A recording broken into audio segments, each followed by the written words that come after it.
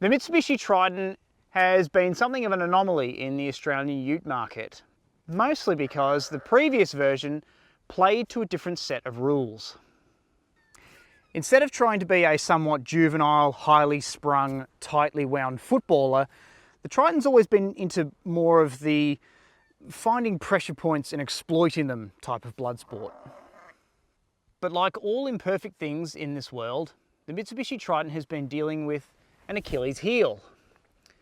In case I haven't squeezed enough cliche into this 30-second intro.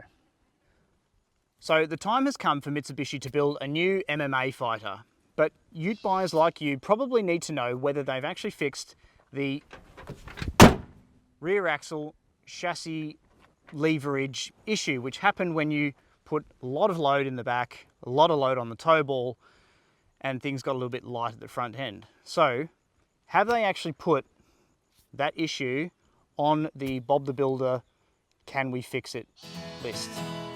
Let's find out.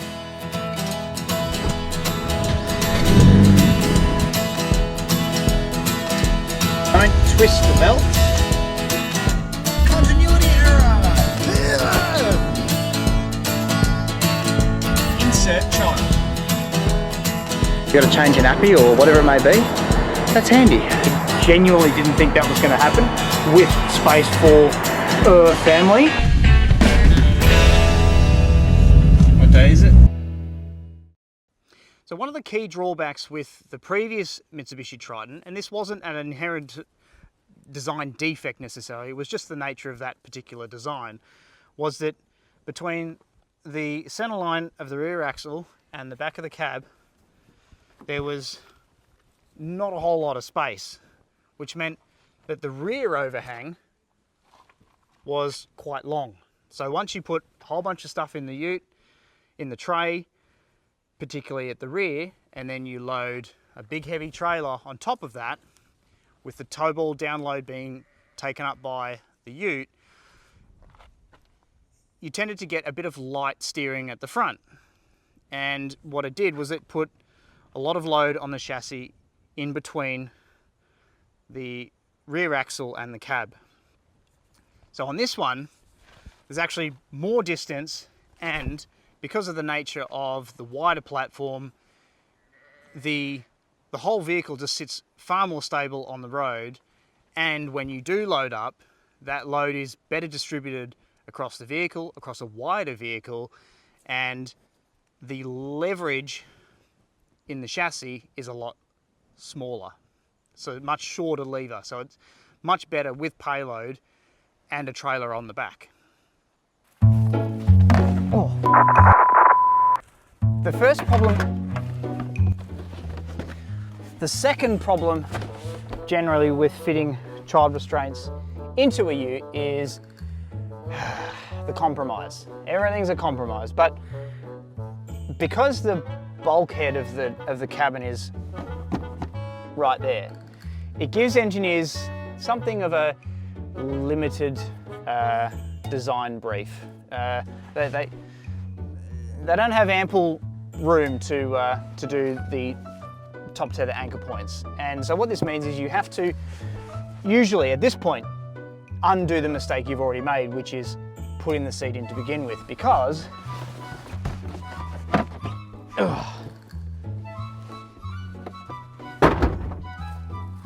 not only is the door usually in the way because they don't open far enough, but then you have to figure out how to drop the rear seats. The reason you have to figure out how to do that live on camera without any practice is because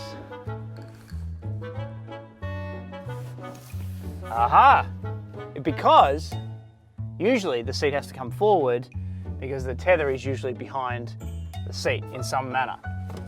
So the joy here is that Triton has actually been given something of a think about. You don't actually have to undo the mistake of putting your seat in to begin with to then fold down the seat, because you don't actually have to do that. Thank you, Mitsubishi, for not forcing me to lower the seat. just to put in the top tether. So it feeds through the fabric loop up here, like many of its competitors, and then you simply latch it to the side of the central top tether point here, pull it tight, happy days. I'm not going to do it to perfection here.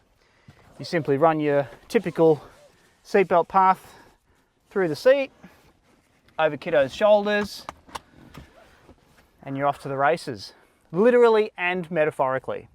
So well done, Mitsubishi, for giving the back seat 5 minutes worth of thought and just mounting the top tether point front and center where you can reach it without having to bring the seat back forward. You have a pair of ISOFIX points outboard on the right hand side, a pair on the left hand side, and you can probably get a booster seat in the middle. Charging points in the back, a covered power point in the back which the kids can snap the lid off, so that's handy.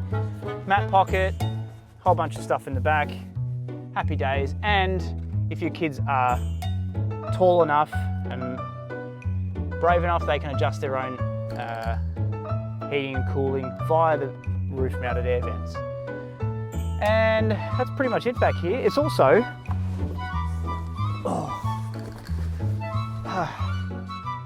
comfy enough for Dad.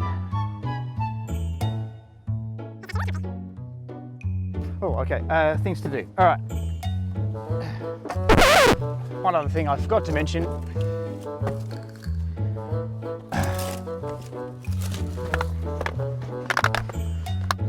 Triton is also big enough now width-wise, so there's more shoulder room. The whole cabin is just that little bit wider. So there is actually, you know, habitable space for actual humans in here who have to use child restraints. And the best part is that Mum and Dad can actually reach in as well to plug in the seat belts. Okay, now I'm done.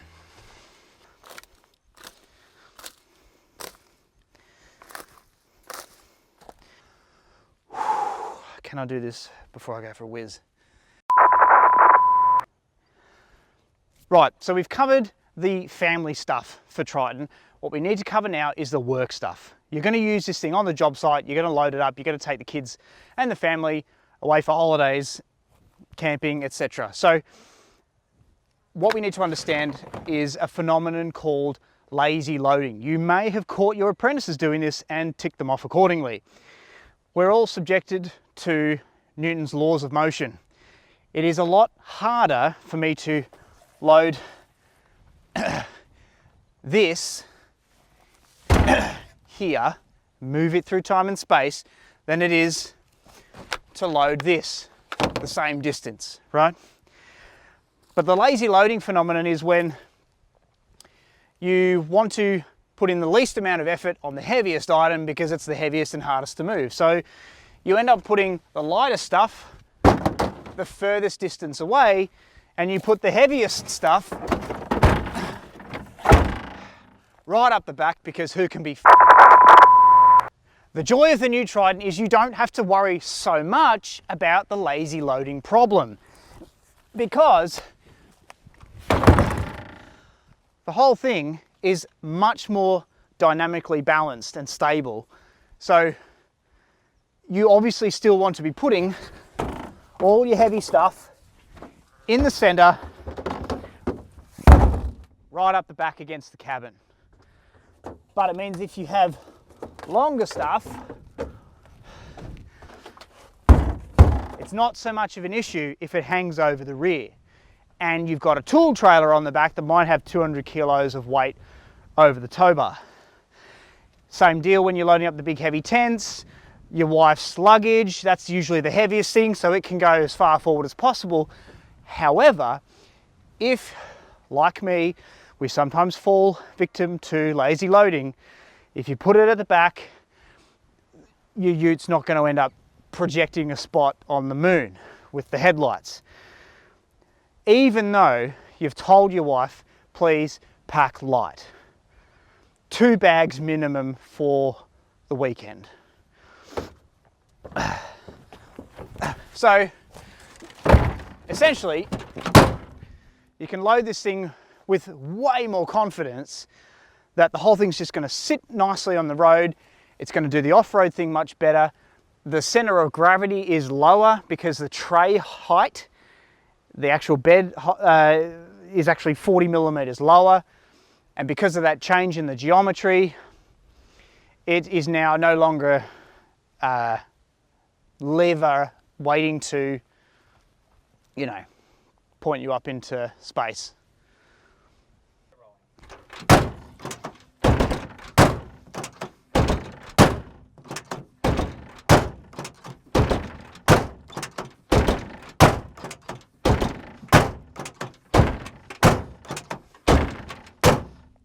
That's a good beat. And it's still attached.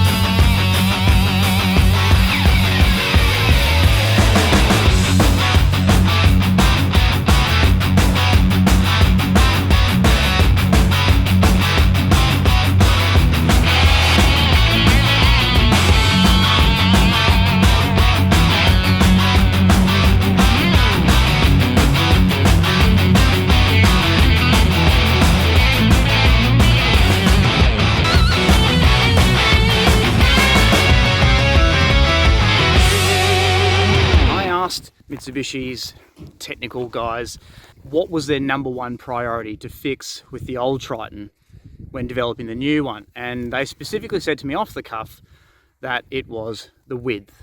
And as you can see, it is particularly wider than the old one. Mitsubishi's modus operandi being that they wanted to make the whole thing that little bit wider means that it sits better on the road, it handles weight better, and at the same time it means the whole cabin is just that bit wider. You know, bigger blokes filling the cabin with your apprentices and whatever, it's going to be a lot more comfortable to do longer miles, even if those miles are within the city limits and you're in the car going from job site to job site. You know, the whole thing is just that step up incrementally. They've just taken all the little bits that were, you know, a drawback with the old one, and they've improved it but kept the price low, digestible, you know, because not everyone wants to buy a trophy truck. Some people just need a smart, sensible, capable ute that can also double as a family hauler on, you know, weekends, school holidays, getting out and about, camping. One of the unique aspects of the Triton, as it was on the old one, is it has an independent transmission cooler. So coolant from the radiator flows rearward, which helps regulate the temperature back there. That's pretty uncommon on a lot of utes. And speaking of the transmission, your Super Select 2 transmission on this is still a center diff locking mechanism. It is fantastic. It means that when you get to roads like this, where traction is still limited and it's very loose, but you want all-wheel drive, where two-wheel drive might not quite give you the stability at speed that you want, it can still do it. And all you have to do is twist the little dial in the cabin to 4H and it will start rolling around in all-wheel drive, effective all-wheel drive. And you know, if you're on the freeway, you've got a trailer, you're coming home late at night, starts to pour, you want to be able to have that additional stability. The front end grip just makes the whole package so much more stable and safer to drive, especially if, like in Australia, you've had 2 or 3 days of hot weather. All the oil in the road comes to the surface, starts flowing along the road, nice and slippery with the first shower. Sticking it in an all-wheel drive is a potential lifesaver, actually. What's particularly nice about this new Triton is that even though I can't specifically see what's directly in front of the bonnet, I can push the camera, 360 camera, with one button. And I can talk to you whilst doing this because it's so well behaved. 1 foot on the brake, easy peasy. Hey, Dad's had a few too many cans the night before, and Mum needs to drive out of the soggy campsite. It's pretty easy. Like, she doesn't have to stress about anything, really. So, another unspoken about aspect of buying any dual cab ute is turning circle. Any vehicle with a long wheelbase, wide track, is gonna naturally be a little bit turning circle, but there's a new electric steering system, and for reasons that I don't understand because I'm not an engineer, the front steering geometry is so good that apparently I can do this U-turn in about 6.5 meters, maybe 7. So let's have a crack at that. Ready?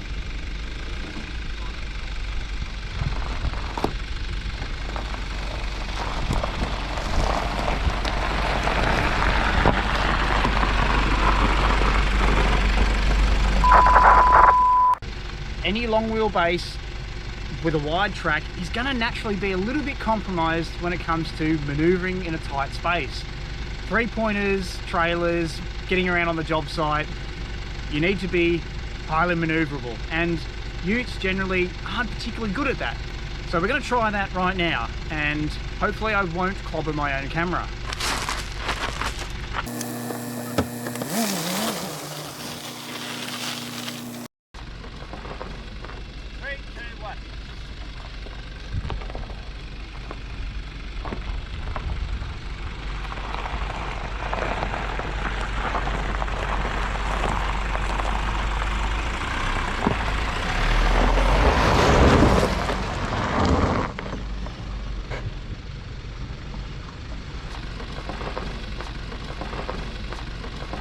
Secret to doing a tight U-turn is do it slowly. And guess what, tradies?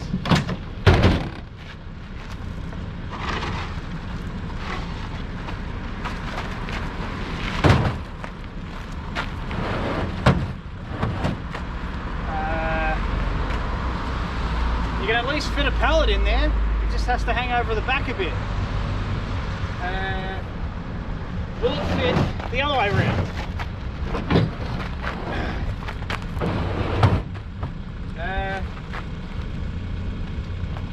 Almost.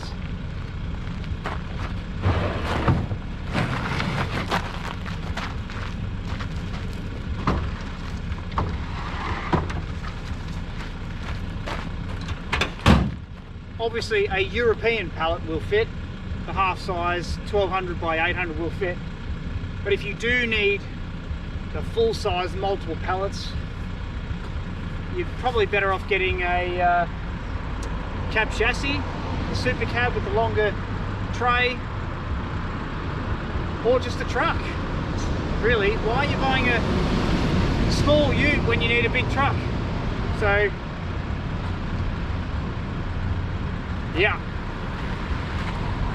Now, of course, if you need maximum payload and maximum towing, you can of course get the heavy duty suspension pack with the Triton, which takes the maximum payload up to about 1,100 kilos. So if you need to put, you know, that bale of hay in here, job done, easy. Oh, don't be a cock. If you need to put heavy duty farming equipment, maybe a small bucket of some kind. Oh, there's heaps of room in here. It's durable, and the suspension is more than going to cope with it. Oh. Milk was a bad choice. Oh. So I want to talk about just how well this vehicle drives. This Triton is absolutely glued to the road. I'm only in two-wheel drive, rear-wheel drive, and apart from a little bit of jittery through the cabin, bit of kidney jiggle, which is typical of an unladen ute with rear suspension that's designed to carry a load, it's pretty well planted, this thing. It's so much more stable in the corners, and it's thanks in part to being that bit wider than the old car. So it's got a nice, much wider footprint.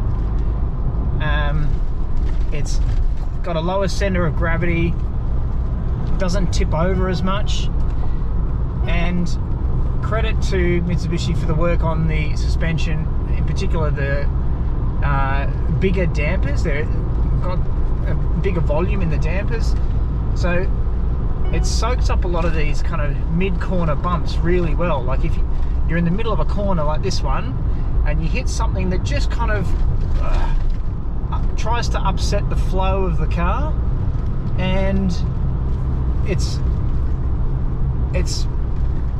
a testament to the Aussie tuning on this thing, because these roads are properly crap. I mean, I'm not specifically trying to dodge anything here, and I'm not actually genuinely trying to hit anything to prove a point, but it's very civilized, and it can tow that big caravan now. But you shouldn't, because that caravan probably weighs more than this. But they've also done a lot of work on the Outlander in Australia, which is why that car rides so nicely. And I will add one little criticism, is that I think over this slower speed stuff, where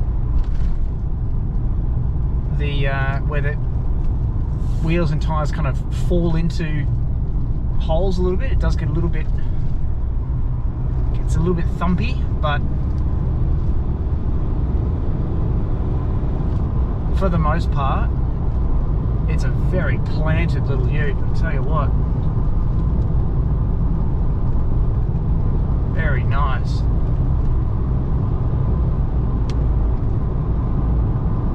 Dogs must be on a lead, that's correct. I'm particularly enjoying the lane keeping system on this new Triton. Why? Because it doesn't scream and yell at me and tell me how to drive. It is subtle. It lets me drive the car. So if, for example, I have a bit of a crosswind on this rural road and it starts to blow me across the road a little bit, and I just want to ease it across and just kind of catch it with the steering, I don't have the lane keeping and the steering function shouting at me and forcing me to so-called correct what I'm doing, when in fact that's not what I need to be doing at all. It just gives you a little vibration through the wheel, gives you an audible,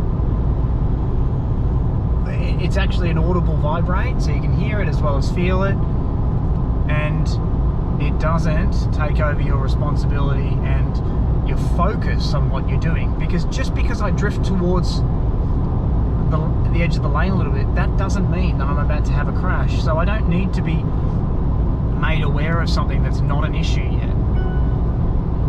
What is an issue, however, is this driver attention warning system. My head is looking perfectly straight ahead, but this thing continuously is bonging at me. What I will say is that I appreciate the fact it is not screaming at me. I appreciate the fact that it's a mild tone. So what happens is you will eventually learn to kind of ignore it a bit. It's actually,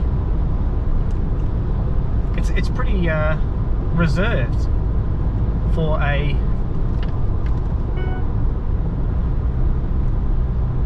a warning system. It's calm. It doesn't constantly beep at you and take your attention off what you're doing. But it is a little bit wrong-footed, I've got to say. It's kind of like I'm looking straight ahead. You can see I'm looking straight ahead. At some point in the next few moments, it will beep at me, even though I'm looking perfectly straight ahead. I can look out across the windscreen a little bit, quick check out in the mirrors, in the door mirror. And of course, now that the doctor is present, the cough goes away.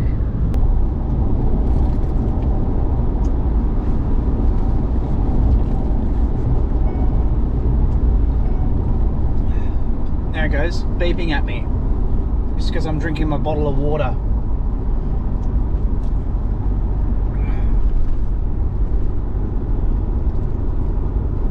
Maybe it thinks I'm looking at the roof. Unable to detect face. Yep, that's because I'm holding a bottle in front of it. It has been a bit of a recurring thing. The driver distraction alert. I wouldn't call it an alert so much as I would call it a tisk tisk, you know? But it's nice to see that Mitsubishi has taken a bit of a common sense approach to the lane keeping. Last thing I want to point out is how good this 360-degree camera is. You can see here the black box that outlines the vehicle is nice and tight right in against the corners, and the corners when you're parking are the only bits that matter, because they're the ones that hits posts and poles and things. And you can see that the stitching of the image is nice and crisp and actually useful to you. It's not some big blurry line that is just indistinguishable. Nice big mirrors, easy to park, and happy days. Well, that's it from me. I think I've covered just about everything that you need to know about the new Triton. It's more grown up, it's more capable, it's fitter, it's stronger, it can do everything that bit better than the old one. And I don't think Mitsubishi has just improved on the old model. I think they've future-proofed it. You know, it's got range, it's got an 8 to 10 year service life that I think is going to really rival some current utes and make them look very old very soon. So I'm Scott Murray from Best Family Cars. If you've gotten something out of this review, please let me know. Like, comment, subscribe, do all that sort of thing. If you need a discount on a Triton or any other ute, give us a bell at the website. There's a red button there somewhere, push on that. Let me know what you're after. I'll see you next time.